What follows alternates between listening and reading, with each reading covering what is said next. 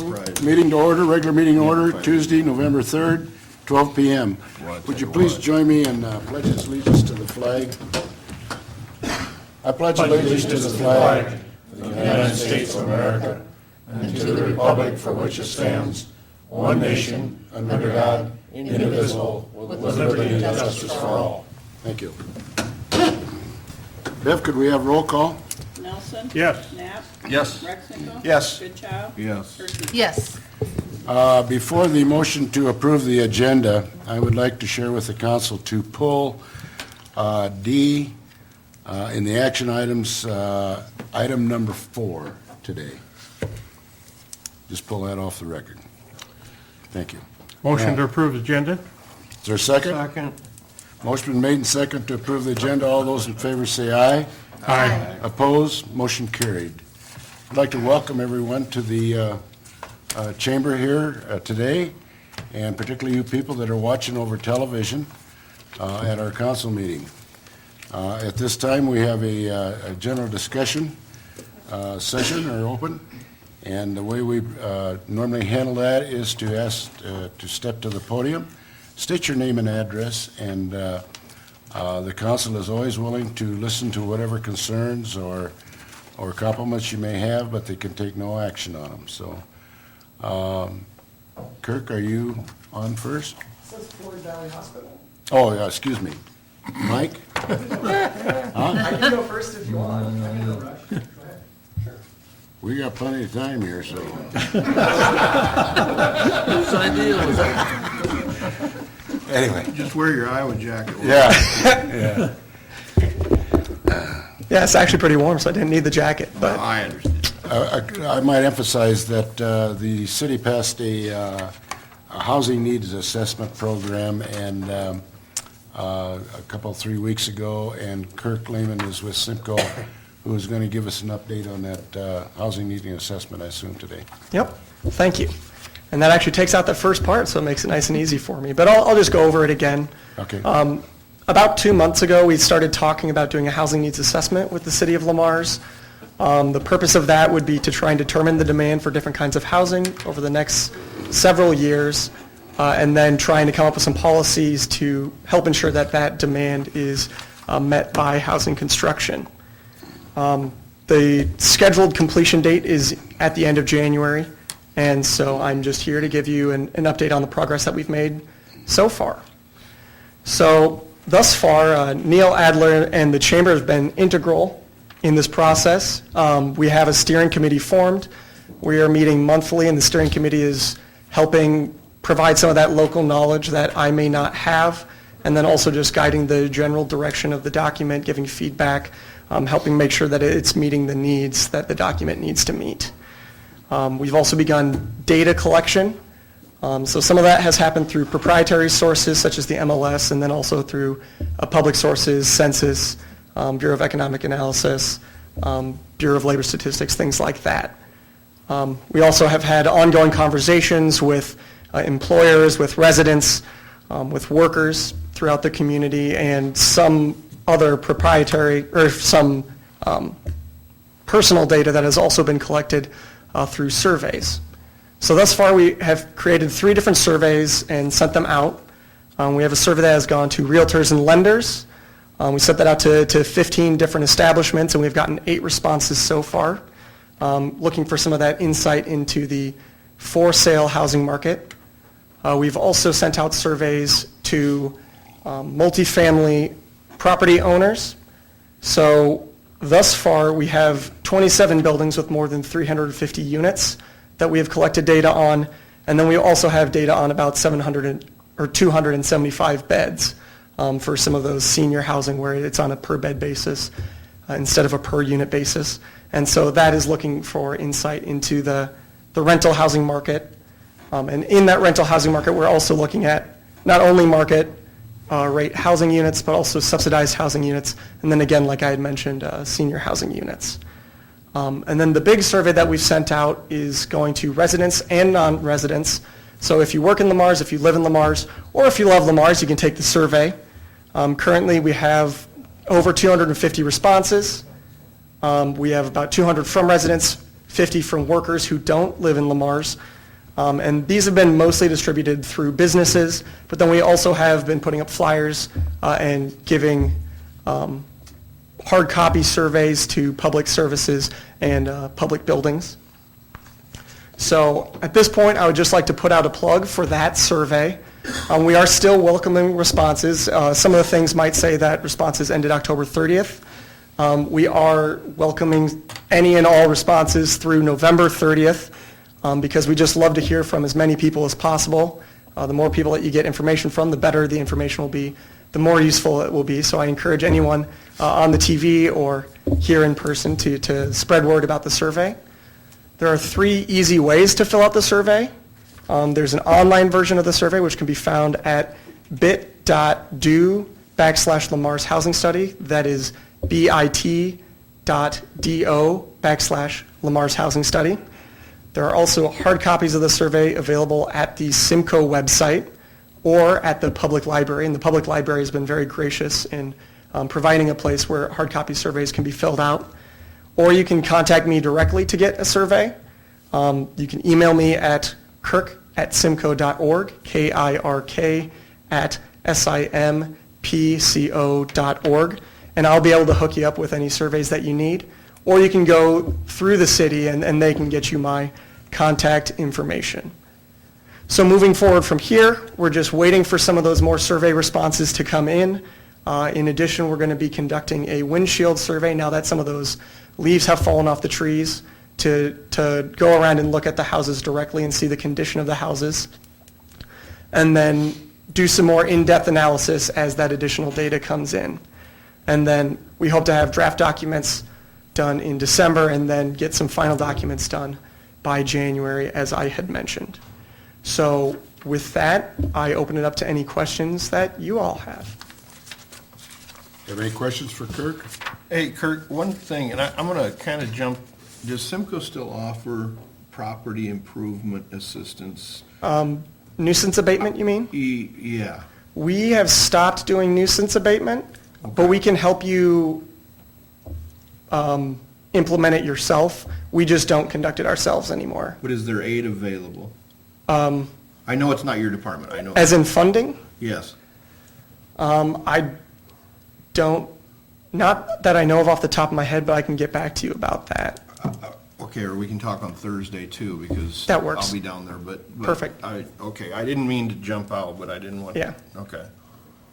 We had a letter about housing this week. Okay, That's why I was asking if there was assistance available for. sure. Okay. Yeah, I'll let you know on Thursday then. when All we right, talk. thanks. Any other questions for Kirk?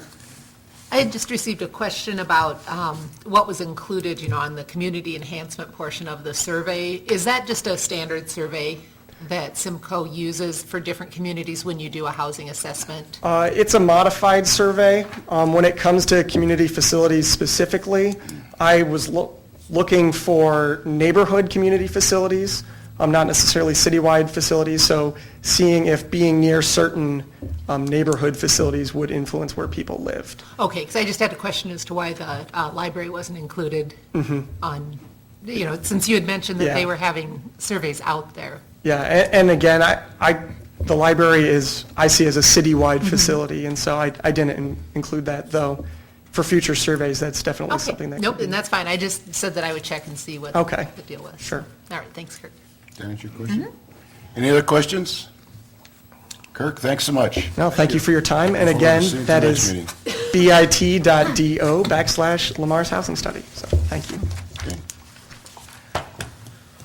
Next on the line is Mr. Mike Donlin with the Floyd Valley Hospital. And Mike, give us an update, will you? Good afternoon. Yeah, this is a encore presentation, not near as exciting as the audit was from last month, but maybe something of more general community interest, I guess. My purpose is to just give an update on our North Addition project. We have kind of related to that in some way, some other business on your agenda. But as far as our recent progress is concerned, finally, there's been in the past couple of months visible progress that certainly is generating for me and the hospital staff a lot of excitement and enthusiasm. The necessary paving that needs to be done for this portion of the project is done, and we can now look forward to the remainder of that being done in the springtime. The building is now able to be enclosed for winter, which was something I was watching out for carefully, and thankfully the weather was generous enough so that they had the time they had to seal it up. In progress now inside the building, drywall's going up, they're painting, tile work in the restrooms and things like that. The elevator is being assembled along with the usual mechanical, electrical, and plumbing work inside the building. Going forward from here, furniture and finishes are going to be starting in the next few weeks as they complete some of those other more basic elements of the interior structure. We're planning for 2 phases of moving into the building after the first of the year, in sometime mid-February for the lower level in the clinic and the office space just above, and then the surgery center will follow that about mid-March. Phase 3 of the project, because this is phase 2 of 3 phases, will then begin once they've turned the new structure over to us, which is some remodeling inside the building, patient rooms and radiology, installing a whole nother bunch of geothermal wells, another 120 wells in the place where the current family medicine clinic is. Let's see. We are also beginning plans for a community-wide open house for around the time we move the surgery center in, or just before that. There's not going to be any other opportunity for someone to go plodding around in ORs and around our sterile areas and things like that. So we're going to have at least one, maybe 2 different times when we can open up all those doors and have people come in and have a look, because once we're operating it, that just isn't possible. But with that in mind, it's not the end of the project, so that in September, possibly August, we will have a grand opening to show the community how the entire project worked out. So it'll be kind of a 2-step process, just so people can come and see what an OR looks like without having to have your gallbladder go bad on you or something like that. And then you don't really get to see that much any of it. So that's a summary of where we're at, unless there's questions about any of it.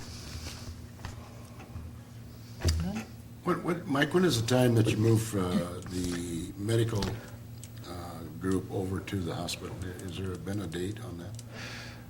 Well, I run the risk of being wrong the moment I speak of a date, so I usually use windows of Or time. just approximately? Mid-February. Right? Mid-February. Mid-February. Valentine's Day for the lower level, St. Patrick's Day for the upper level, something like that. Any other questions for Mike? Thank you so much on the Thanks, update, Mike. Mike. Appreciate it. You bet. Well, Darryl will be back for the next piece of this puzzle. Okay. We'll ask him questions. Yeah. Okay, moving on. Is there anybody else have any general discussion in the chamber? If not, we'll move to the thumbs up award. John? Nothing. Clerk? Delana? Yes, Election Day today, Yeah. and we're open down at the Convention Center lower level until 9 p.m. And so my thumbs up is not only for everybody who goes out to vote, because it's not always that exciting when it's just a local election, but it's very important, determines where your tax dollars go, but also to everybody who is down there spending their time for part or all of the day sitting at those tables waiting for people to show up and vote. So thumbs up to everybody involved in the election process. Good, thank you. Rex? No, pass to the Ken? Okay. Moving on to the consent items. All items listed under the consent agenda will be enacted by one motion. There'll be no separate discussion on those items unless a request is made prior to the time the council votes on the motion. Today, we have 5 of them. Number 1 is approval of the October 20th, 2015 regular meeting minutes. Number 2 is a list of bills for the period ending 10/31/15. Number 3 is a Willow Creek Golf Course management contract. Number 4 is a Willow Creek Bar and Grill lease. And number 5 is a property casualty insurance. And I see Rob Bixman is here today, if any questions. Does anybody require to pull any of these? Well, we got questions on C5. On C5, okay. Yeah. So, Mr. Bixman, since you're here, general liability insurance cost goes up 17%. Is that because everybody's suing everybody? Not really. I don't think their rate changed. There were some differences in their underwriting system this year that I think it picked up on some things that had been missing. Okay. Like our rec trail and our BMX track and some things like that, as well as, So we had some things, they're just classifying them more detailed and Yeah, more specific because of what's happened in the real world. and it was higher, actually, but Right. we were able to get the rail spur off there. So there was a charge for that, and we were able to get that removed with showing them the contract that we have now with Burlington Junction. Okay, so then item 2 says we're supposed to look at whether we want to go from $5 to $10 million. Why Yes. would we want to, and is $6,000 pretty cheap or expensive? I think there is a push for higher limits in general on the liability. There's been some businesses in town that are requiring that of the contractors that set foot in their facilities. I've seen it in several of the contractors that I insure. So I proposed it to the city the last time we increased this. I sent that to Bill, but I forgot the date. It was approximately 12 years ago, I think. 2003. 2003. That was the last time we increased our liability limit, and then we went from 3 million to 5 million. So it's been at this Probably level. asked the same question on the 3 to 5. Yeah, yeah. because I don't think we're going to have a $5 million claim, but I didn't think we'd have a $2 million claim either. Yeah, But I know that you're right, there is a couple businesses that want $10 million policies out there. yeah. And that's just because that's what their lending institutions Yeah, are requiring. yeah, And And some I haven't people have a se- tough time getting it. yeah, yeah. No, it's hard for the smaller contractor. So Okay. that's why I put that in there, just to see if there was an interest at this year, given that our rate increase really wasn't too substantial, 1.2% overall, and wouldn't be a bad time to increase that liability limit. So. Do we get funding back on this if we, some kind of rebate if it doesn't cost that much, or is it just gone? Well, you're part of the ICAP program, so you get rebates every year for the most part. There's never been a year where you haven't, so, Okay. but there's no guarantees either, I guess you'd say, Rex, so. Well, and I don't have any magical staff recommendation about whether I should increase it or not either. Scott and I did discuss that, and we feel at this time that the 5 million is probably adequate. We do not have any requirement to raise it to 10 million. We did want to let you know that the option is there. Scott and I's recommendation at this point would be to leave it at the 5 million. That's all I got. Any other questions? Motion to approve consent items 1 through 5. Is there a second? Second. Motion- Question on that, though, is, Yeah. also that, it says, though, do we need a separate motion then on the remaining 5 million, or Because that's part of 5. that's part of 5? So if we don't want to increase it, do we take Or that part off? would Ken's motion reflect the fact that we're going to remain at 5 on the insurance? If not, I'll add it to the motion. Either that or we're not changing it, so I Yeah, can't see it. that was my It's- thought, It's a so. non-change. If we were Okay. changing it, I think you'd have to change it. All right, So the motion is 1 through 5, but not increasing the insurance. Correct. Okay. all right. And is there a second? Yes. Motion made and second to leave the property insurance casualty at 5 million, 1 through 5. And all those in favor say aye. Aye. Opposed? Motion carried. Moving on to D, the action items. Thanks, Rob, Yeah. for Thank your you. information. Hopefully you won't have to come back any other Yeah. times in the year. There won't be, I told you so. You know what, well, no, not one of those. I hope, Okay, the next, we're going to move on to the action items, which is D, is the financing of the hospital revenue bonds. In November of 2013, the council approved hospital revenue bonds for refunding of the hospital bond issues and financing for the hospital improvements. The hospital is requesting the council approve amendments to extend the payment dates on the loans. The bonds are being amended to accommodate the additional time for completion of the project. The Hospital Board of Trustees and the staff recommended council approval. The financial impact is all financing loan agreements and borrowing for the hospital will be repaid through the revenues of the hospital. Darrell is here to explain and answer any questions that you may have regarding this topic. Right, you know, I think actually it came out relatively simple here. I was pleased with that. We had the two bond issues, as you mentioned, the 2013A and the 2013B. Really intending the 2013A especially is going to be taken out by the USDA permanent financing, originally intended for a 2-year construction period. Again, obviously delays on the project. We've asking to extend that out another year, which, working with the bond counsel in Des Moines that we used on the initial bond issuance, Dorsey Law Firm, has done the paperwork and the resolutions and the amendments to the loan agreements to make that happen. So we've got that 2013A asking to extend that for 1 year, working with the bank in Des Moines.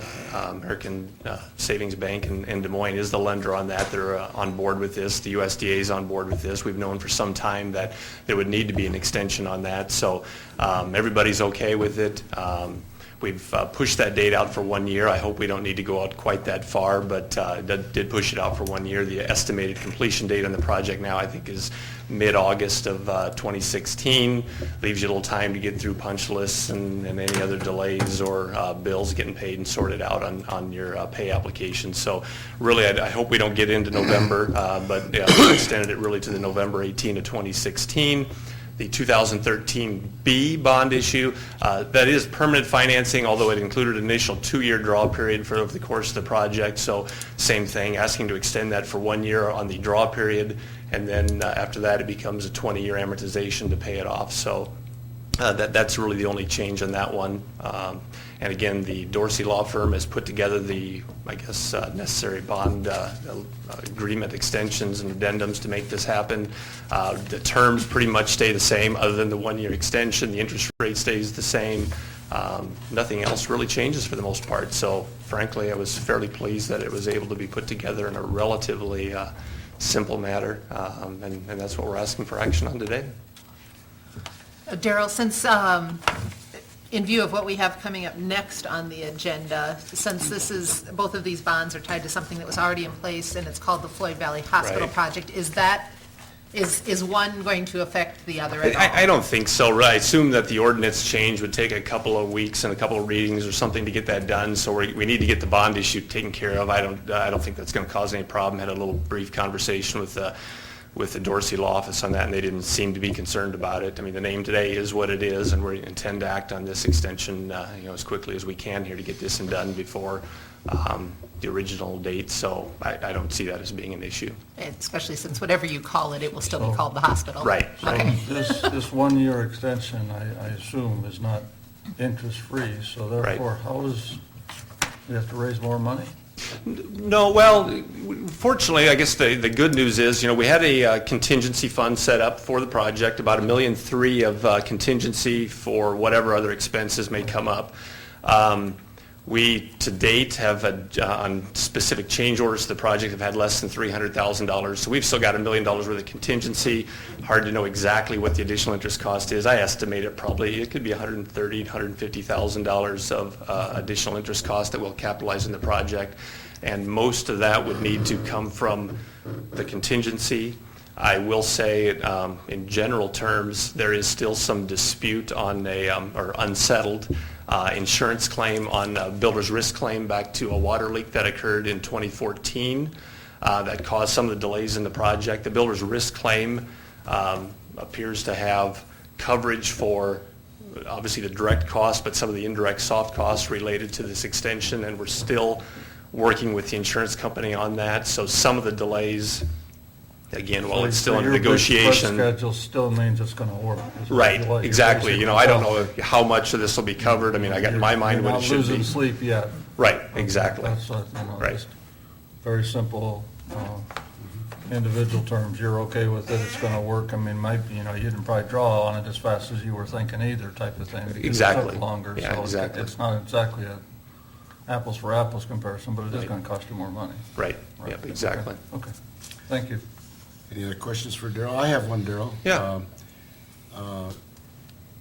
Paperwork, I remember when we originally set this up on a Friday afternoon, I signed my name 64 times. Yeah, that was probably right. Are we going through that again? Not quite that many times. I think the USDA is okay. They got a few less signatures, but I didn't count them. There's quite a few. Get him a new pen. Do you want your name off the I just ballot? thought I'd ask. Any other questions for Darrell? Motion adopting resolution number 15-39, amending series resolution number 13-46, authorizing and approving a First Amendment to loan agreement and issuance and delivery of an amended $15,750,000 hospital revenue bond, series 2013A, Floyd Valley Hospital project. Is there a second? So moved. Motion made and second adopting resolution number 15-39, amending series resolution number 13-46, authorizing and approving a First Amendment to loan agreement and issuance and delivery of an amended $15,750,000 hospital revenue bond, Series 20-2013A, Floyd Valley Hospital project. Can we have a roll call on that, Bev? Knapp? Yep. Gerke? Yes. Goodchild? Yes. Rexvenko? Yes. Nelson? Yes. Motion adopting resolution number 15-40, amending series resolution number 1347, authorizing and approving a First Amendment to loan agreement and issuance and delivery of an amended $5,250,000 hospital revenue bond, series 2013B, Floyd Valley Hospital project. Is there a Second second? motion. Motion been made and second adopting a resolution number 15-40, amending series resolution number 13-47, authorizing and approving a First Amendment to loan agreement and issuance and delivery of an amended $5,250,000 hospital revenue bond, Series 2013B, Floyd Valley Hospital project. Could we have a roll call on that, Bev? Knapp? Yes. Gerke? Yes. Goodchild? Yes. Rexvenko? Yes. Nelson? Yes. Motion carried. Thank you. Okay, thanks, Darrell, I appreciate it. Beds are not considered in the symbol. Okay, Just keep moving, taking turns. excuse me, moving on to action item number 2 is amending Chapter 26 Hospital Administrative Agency. Attached is a letter from Mike Donlin, Floyd Valley Hospital Administrator, notifying the City of Hospital Board of Trustees desire to change the name of Floyd Valley Hospital to Floyd Valley Healthcare. A name change would require all instances where Floyd Valley Hospital appears in Chapter 26 of the Lamar's Code of Ordinances to be changed to Floyd Valley Healthcare. The staff is recommending that the Chapter 26 be amended to reflect the name change. Attached is the ordinance amending Chapter 26. Okay, Mike, questions for Mike, or? My question, Explain how you came up with it. what's the objective, or how you come up with what you did, Mike?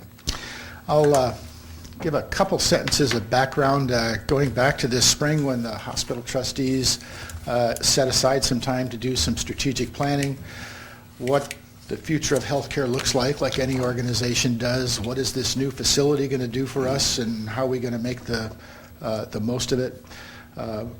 What other changes are we making related to the building that might incur some cost? I'm thinking of exterior signage and things like that. And so some brainstorming went on, especially as they looked around the neighborhood and see that a lot of other places that had called themselves hospitals have modified their name to medical center or regional this or something else that. And it just prompted some discussion. The trustees then asked the staff at the hospital to do some research and focus group work. We have a marketing firm that helps us with image building issues and things like that. We surveyed the hospital staff with different ideas and options. And at several of the subsequent, since May, public meetings that the trustees have had, there was ongoing discussion until this most recent meeting in October, when they directed me to touch base with City Council about changing the ordinance with this name change thing.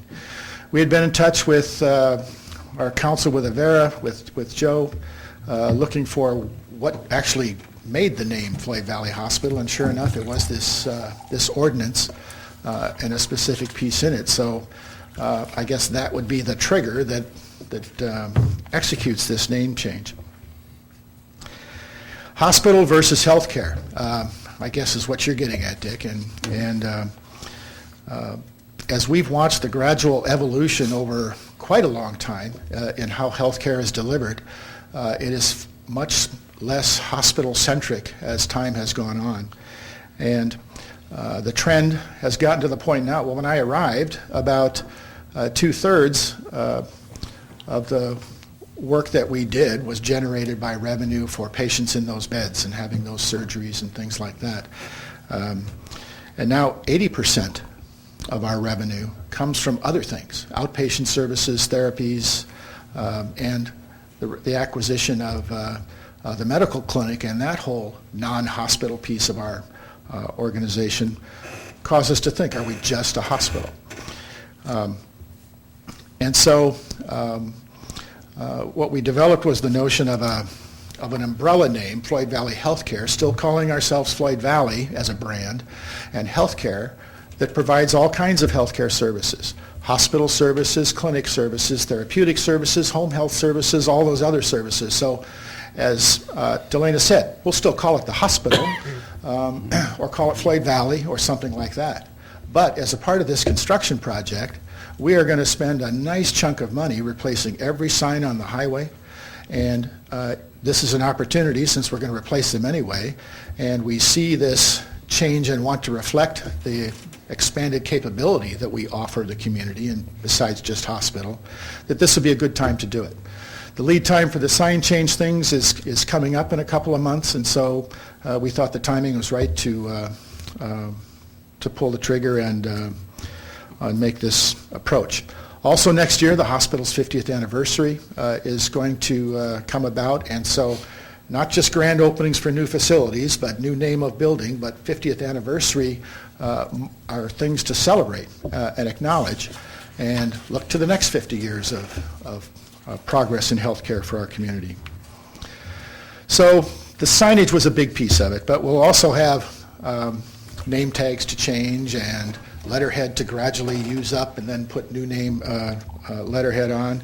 And we'll make some notices to various people that need to know about a different name. But otherwise, it's not a very expensive deal.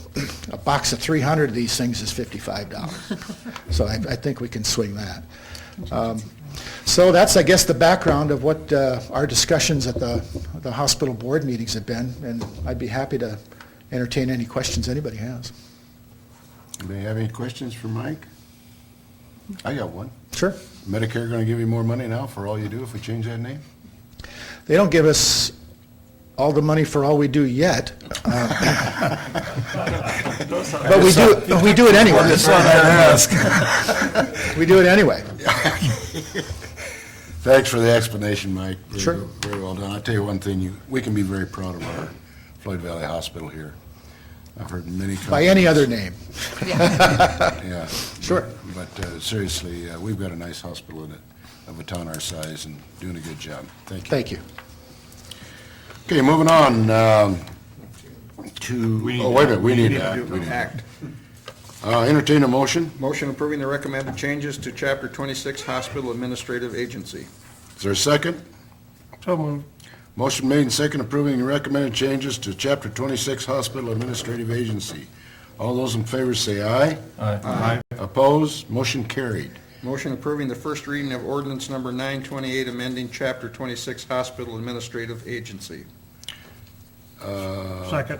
Motion been made and second, approving the first reading of ordinance 928, amending Chapter 26 Hospital Administrative Agency.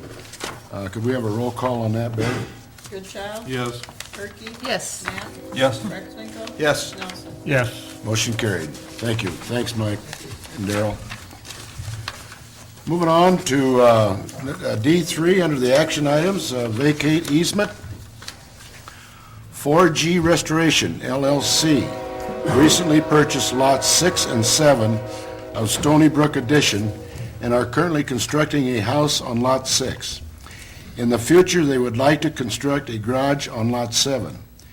Before garage construction begins, 4G Restoration LLC will go through the procedure to have the common lot line between two lots removed to make one large legal described lot. The current lot line contains a platted 10-foot drainage and utility easement. In order to remove the lot line, the easement must be addressed by eliminating or moving it. There are no utilities in the easement, and 4G Restoration LLC has regraded the two lots in a way that the easement no longer functions properly for the drainage. Drainage has been redirected to flow on Lot 7, agent to Lot 8, and out to 6th Street Southeast. The staff is recommending relocating the drainage and utility easement to the east 10 feet and Lot 7 running north and south. The financial impact of this project is a 4G Restoration LLC should pay all costs associated with updating any plats and the recording of any changes. And ma'am, maybe you're with 4Gs, Yep. is that? Right. Okay, would you like to share with us what you're doing, or if they have any We're questions? just combining the two lots, basically, and it'll be one nice lot with a house and a garage on it.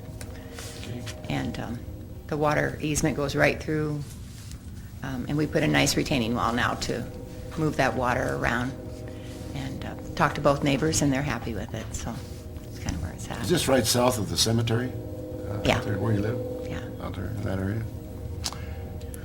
Jason, do you have any I was comments? just going to just see if you guys understood from that second page, that map, Yeah. of what's intended to happen here. That common shared easement between 6 and 7, to get rid of that, but put a new one completely on 7, but on the common line of 7 and 8. So it's just basically turning it and making it an L instead of a straight line. And does that It's affect, basically how it's graded right now. I would say, does that affect any of the existing landscaping, hardscape, anything like that for Lot 8? Since that easement wasn't No. there? No, they've actually worked with, Have they? that's Irwin's, Okay. to kind of regrade their lot also. So then it works, so basically, the easement would then run down a portion of 6 and then turn and go between 7 and 8? Yes, but entirely, the easement would be entirely on lot Right, 7. right, but I mean, that's the direction of the flow, and then it gets it out to where there's a storm sewer and, An inch and a half. You can see it, it's kind of graded that way right now. My only concern was 8, and they're okay with it. I mean, it Yeah. it wouldn't affect any, that would be my concern, but if it's been covered, I'm fine with it. No, he's happy with it, because he had all the drainage in his yard, and now it's... Okay. Question I had, Jason, would it, as far as the utilities, gas, electric, telephone, all that, that's not going to be an issue? But No, there's nothing in it, that's a new I mean, enough as far as subdivision. future access to anything? No, everything's No in, further right, development? everything is in the front parking Okay, right now. Okay, I mean, so if they ever wanted to put anything behind there, they still have an easement to do so, it's just okay, moved a little bit. all right. And this worked when Friday, 2 weeks ago, when it rained an inch and a half? Oh, yeah, worked well. Okay, that's all I want somebody to say. and then when we set up this public hearing, because right now it's about vacating the existing easement, but the other easement would be set up at the same time during that hearing, right? The relocation of the easement? Because our motion only says to vacate, it doesn't say to establish the new easement. Is that all done in one? Correct. I don't know what the proper wording would be then, Joe. We're vacating this one, but establishing a new one. Right, right. So that should probably all be in this motion, is what In the you're saying. motion, and then, so then that way it goes to the hearing, so that it's all done at once, so we don't say, oh gee, now we didn't do that, we have to come back and redo that. Just get it all done at once. Yeah, and I will, with that public hearing being established or to be established, I will notify Lot 8. Right. Property owners will get notified that this is happening. Yep. And then that way, but yeah, so I will go ahead and make the motion adopting resolution number 1541, establishing November 17th, 2015 at 12 o'clock PM as a public hearing on the vacation and relocation of certain drainage and utility easement within Stony Brook Addition between lots 6 and 7. Is there a second? Second. Motion made and second adopting resolution number 15-41, establishing November 17th, 2015 at 12 p.m. as a public hearing on the vacation and relocation of a certain drainage and utility easement within Stony Brook Addition between lots 6 and 7. We have roll call, Bev? Nelson. Yes. Rexbenko. Yes. Knapp. Yes. Perky. Yes. Goodchild. Yes. Motion carried. Thank you very kindly, ma'am. Okay, moving on to number 5, D5, the Lamar's Police Department Architect.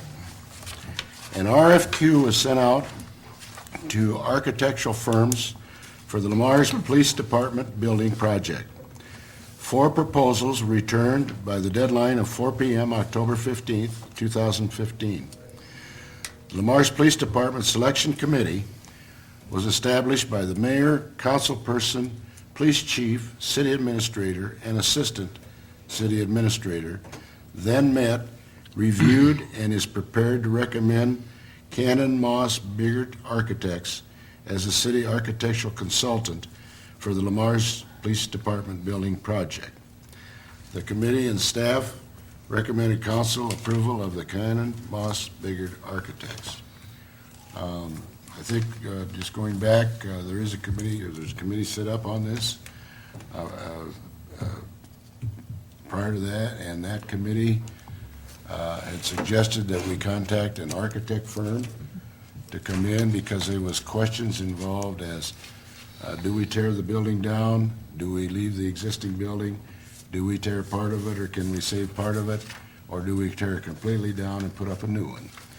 And so these are some of the questions that arose, and the committee felt that really an architect firm probably should be contacted to give us advice as to where we're at and what we're doing, and also to work with the police department in filling their needs as to laying out the project. And so this was the reason why it went out to 4 different contractors or architects. They came back.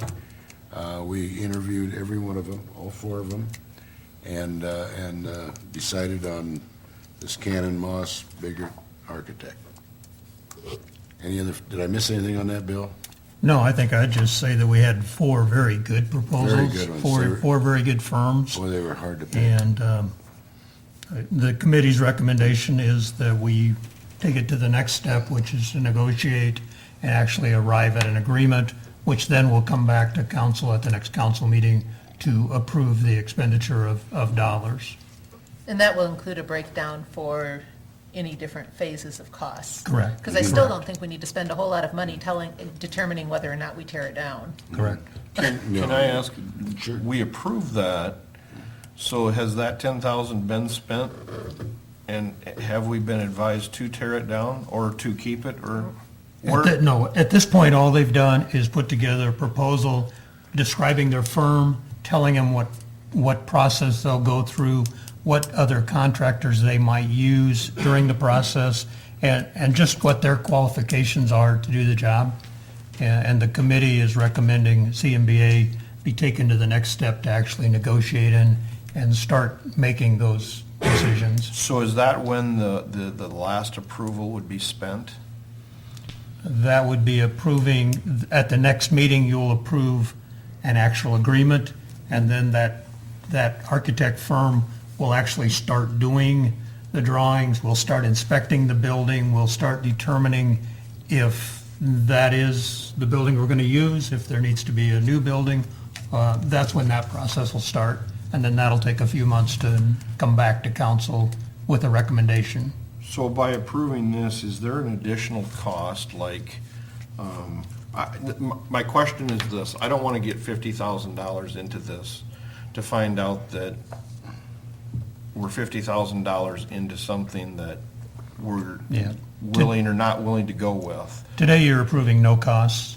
All you're Okay, approving today okay. is for us to There's no sit money down spent with, today. Okay, that's with fine. the That's a good architect question, though. and draw up an agreement. Okay, And that's- the next meeting is when you'll actually approve some kind of dollars. So if you're gonna this go is the forward. architect is being recommended for the entire project. Correct. Yes. Correct. Okay, and just a reminder, Mid-American Energy has a commercial new construction program, which is either for new buildings or renovation of existing, where they will help pay part of the costs to the architect of any costs involved in reviewing. Right, we did talk to each of the architects we interviewed. Okay. Each one of them is familiar with the program and does Okay. intend to work with the program. And they are working with your engineer.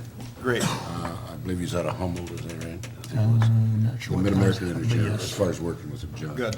And every one of them agreed, they knew Mid-American, they've agreed. Because to it's work only with- dollars to benefit the Absolutely. city, so. Yep, as far as Right. savings and efficiencies and Exactly. things like And that. at this point, the committee won't be making the negotiations, will be strictly Scott. And he could come back and say, this firm I can't negotiate with, we might have to reconsider. That's where we're at. It's just to move it to the next step. Sure, that's fine. Is that okay? Yep. And out of the committee, that, since you had 4 good choices, was this the unanimous? Actually, it was. Yes. Was it? Okay. Yep. Okay, I'd entertain a motion. Motion approving Cannon Moss Brigger Architects as the Lamar's Police Department Building Architectural Consultant and authorizing committee to negotiate mutually agreeable fee structure and an architectural agreement. Is there a second? So moved. Motion made and second approving Cannon Moss Biggert Architects as the Lamar's Police Department Building Architectural Consultant and authorizing committee to negotiate mutually agreeable fee, structure, and an architectural agreement. All those in favor say aye. Aye. Oppose? Motion carried. Takes just about as long as the hospitals do. Just about as long as the hospital. But we'll get it done. Yeah, that's right. Okay, moving on, the Iowa Department of Transportation Agreement for the Rail Highway Safety Fund Program. In 2014, the city applied for a federal aid rail highway safety funds. The IDOT has approved safety improvements, 12-inch LED flashing, light signals, gate arms, and predictive, how do you pronounce that word? LED, LED, you spell it. you spell it. It's all right. The rest of us knew what You you mean were doing. circuitry, Dick? As long as you guys know what you're doing, that's all right. For the 18th Street Southwest Crossing number 307, 649N. Attached is a letter and a grant agreement. Federal highway aid, or federal aid rail and highway safety funds is paying for 90%, which amounts to $234,000. And there's a local matching share of 10%, which is $26,000, or the total project is $260,000. The agreement is a three-way agreement with the Iowa Department of Transportation, the City of Lamar's, and the Union Pacific Railway Company. Recommended approval of the agreement is presented. The financial impact is the IDOT 90%, the railroad match at 5%, and the City of Lamar's at 5% to be paid from the Lamar's Urban Renewal or TIF or Joint TIF program. So in other words, the project estimated at $260,000, and the City of Lamar's will be paying about 5%. Any questions? What's the estimated timetable, do we know? Completion within 18 months. Yeah, 18 months, I After think it's approval. shared in there, if I remember right. So we just get one of these at a time? That's all that's been approved at this point as far as proceeding Have with it. we applied for the other Yes. locations? Yes. Okay, okay, cool. Working with the railroad and the deal. Well, because if we get enough of them, we Takes a can little time. have a quiet zone going through town, right? Yes. Motion adopting resolution number 15-42 approving IDOT agreement for project number RRP-RR19-180-8A-00, and authorizing the mayor and city clerk to execute the same. Second. Is there a second? Second. Motion been made and second, adopting resolution number 15-42, approving IDOT agreement for project number RRP-RR19, parentheses 180-8A-00, and authorizing the mayor and city clerk to execute the same. Could we have a roll call on that, Bev? Turkey? Yes. Nelson? Yes. Knapp? Yes. Rexlinko? Yes. Goodchild? Yes. Motion carried. Okay. Moving on to discussion, John? Nothing, Your Honor. Clark? Nothing, thank you. Nothing. Rex? Nothing. Ken? Okay. Bill, do you have anything? The only thing I'd announce is we've had several questions about the leaf and grass site. We will continue to be open as long into November as the weather permits. We're open Wednesdays. We did change the hours because of daylight savings time, so it's now 1 to 5 on Wednesday, and it's still 10 to 2 on Saturday. And again, we'll remain open as long as weather permits. Okay. Any other thing? Anything else? Bill, is that it? Okay, at this time, we will be going into closed session. So I'd entertain a motion to go into closed session.